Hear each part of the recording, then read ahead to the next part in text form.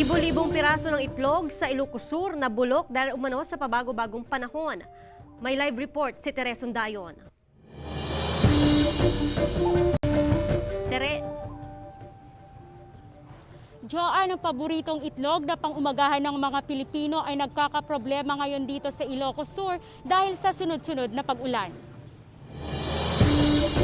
Problemado ang ilang negosyante sa Ilocos Sur dahil sa pagkasira ng kanilang mga panindang itlog bunsod ng pabago-bagong panahon. Lalo na ngayong tag-ulan, malaki umano ang kanilang lugi dahil sa mabilis na pagkabulok ng kanilang mga panindang itlog. Libo din po kasi mahal kasi yung mga feeds at the same time yung mga pambayad ng mga labors namin. No pa nagtotodo alistom na nga madadal di itlog so nga ribo mat at di madadal kan kami. Ayon naman sa Department of Agriculture, malaki umano ang epekto ng panahon ng tag-ulan sa itlog, lalo na kapag nakahanda na ito para sa delivery. Ilan din daw sa mga panindang itlog ang nabasa kaya nabulok. Pag mabasa yung itlog, mas madaling masira, ma'am, kasi papasok na yung bakterya sa loob, mas madaling mapanis yung itlog, ma'am. Paalala ng otoridad, importante na mapanatili ang kalidad ng itlog para na rin sa kaligtasan ng mga mamimili.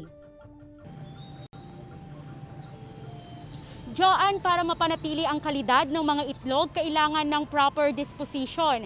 I-store ito sa area na siguradong hindi mababasa at kapag for delivery naman ito ay mas safe kapag ang mga gagamiting sasakyan ay mga closed van.